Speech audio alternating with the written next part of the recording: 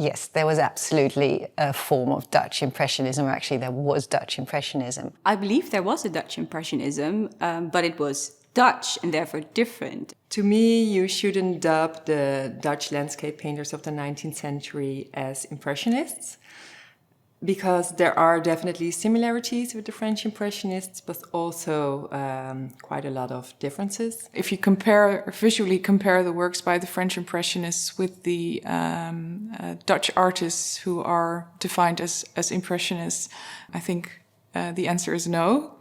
But if you think about the sources they use, especially literary sources, and the notions, what Impressionism is or entails, I think the answer could be yes. I think that every country had their own type of Impressionism. The French Impressionism is about color and brightness and light. And Dutch Impressionism is also about light, but it's a subdued light, a silver light, and that's how we made it our own, basically. So the appearances might be different, but the starting point, the idea of the art is the same.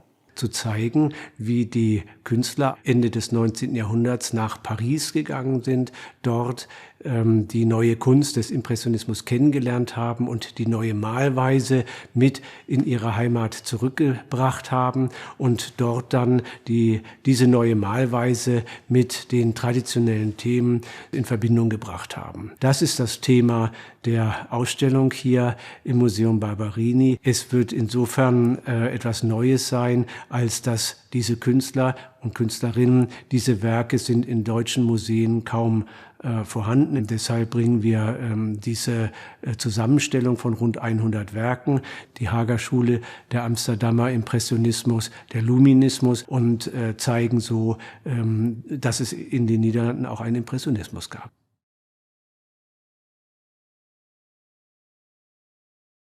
The first Impressionist exhibition was in 1874.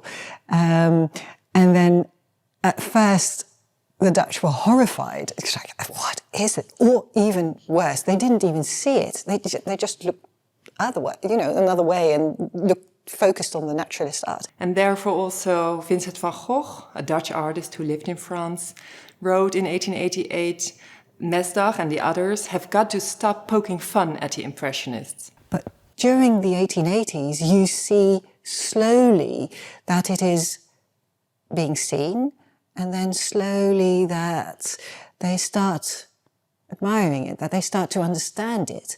And you see more and more Dutch artists going to Paris, reading about it, seeing the art in the Netherlands and thinking, okay, I need to go there to get the feeling to be inspired, but also to follow training, which was supposed to be the best in the world at the time. The Dutch artists were greatly inspired by the painters of Barbizon, French painters like Jean-François d'Aubigny, Camille Corot, Jean-François Millet, Troyon, others, who went to Barbizon and the forest of Fontainebleau, where they depicted the wooded landscape there, a very old forest.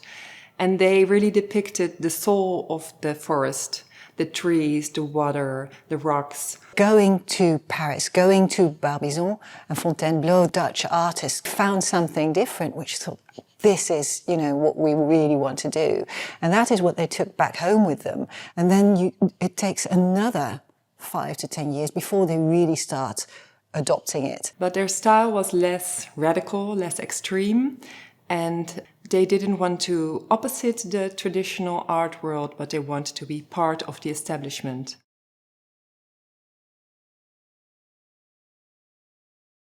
Light, I believe, played a defining role for Dutch artists, and this already goes back to the 17th century. Well, actually, Cézanne already said Rembrandt would make everything, the dullest, most ugliest subject, beautiful with one ray of light. And especially in the 19th century, Dutch artists wanted to portray themselves as the new old masters, the modern masters, and light became so important, especially also in landscape painting. And if you look at the Dutch landscape, it is dull. It is very uneventful. We don't have mountains, we don't have waterfalls. So it's a flat land, and all you have is the sky, all you have is light. And that really helped artists become very aware of the light. The light in Paris has a sort of a golden hue. The light in the Netherlands is more silvery. So you will get a difference in the painting. And it's interesting to see that they chose to paint light in gray tones by choosing contrast. They knew if you want to paint light, you have to paint darkness as well. So the dark and the light, that was for them like a constant choreography of grays. So by picking a grey silver light, they believed that was way more realistic and much more natural for our Dutch climate. So the darkness and the greyishness is something because it's painted in the Netherlands. It has to do with that, I think. The most important centers of art in the Netherlands were not focused in one place, like in France and Paris, but in 3 cities in the Netherlands. Amsterdam and The Hague, they are traditionally important art centers, have always been important. And Rotterdam became, especially at the end of the 19th century, became a very important center for the arts and where a lot of art dealerships established galleries. Das Leben in den Dörfern war günstiger als in die Städte. Dann gab es meistens junge Künstler, die in die Dörfer gegangen sind. Die Künstlerdörfer waren in eine schöne Gegend und da war immer eine mittelgroße oder eine große Stadt in der Nähe und die junge Künstler waren untereinander. Den bekanntesten und ersten Künstlerdorf in den Niederlanden war Oosterbeek. Und Oosterbeek ist ein kleines Dorf in der Nähe von Arnhem. Die Natur war besonders in Oosterbeek. Es war anders als in der Rest in den Niederlanden, das ein flaches Land war, ein hügeliges Land.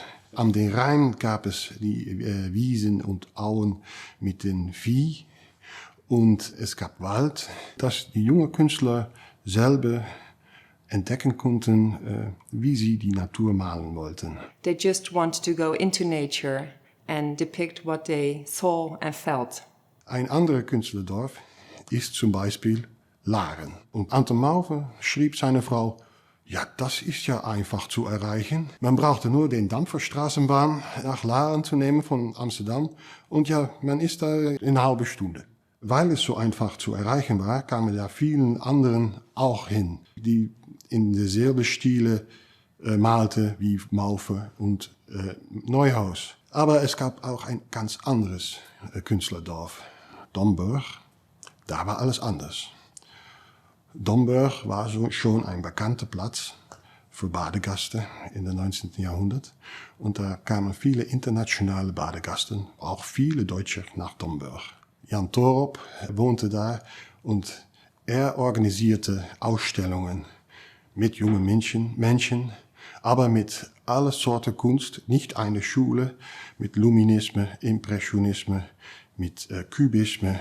Mondrian stellte sein Werke da aus, Jacoba von Heemskerk.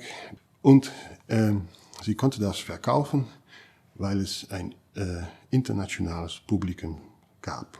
So a lot of art-loving people would come and see these works and they could buy them during these exhibitions. Und so ist Domburg ein total anderes Künstlerdorf dan Laren oder Oosterbeek.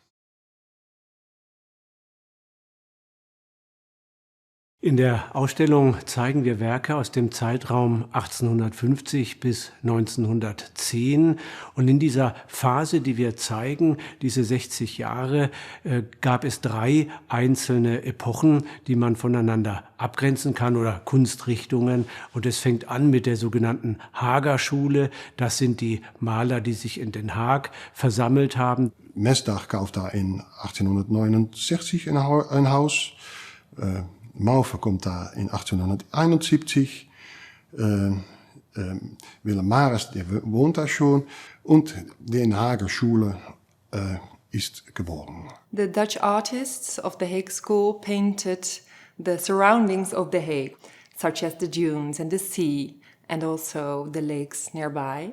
But they also went by train to other parts of the Netherlands, for example, the Veluwe region, where they could paint wooded landscapes. Well, the Hague School really translated light to a tonal palette of subdued greys, colorful greys, warm grey, blue, yellow, pink grey, but it Grey was the basis of everything. And the landscape, they didn't paint it with a narrative in it. It was just the landscape as they saw it, and they didn't want to idealize it. And this was in contrast to their predecessors, the more romantic artists who wanted to idealize nature. And they loved that warm, golden Italian light. The Dutch landscape artists of the Hague school, they did paint the personal sentiment in a landscape. They wanted to give a poetic atmosphere in it, and that's what you see in their tonal palette and their free brushstroke and their typical compositions with a lot of room for sky and water.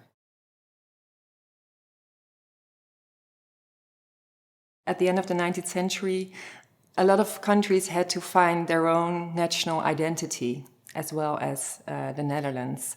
And how Dutch artists did it was not by painting history pieces, as they did in other countries, but they chose the landscape as a national landscape.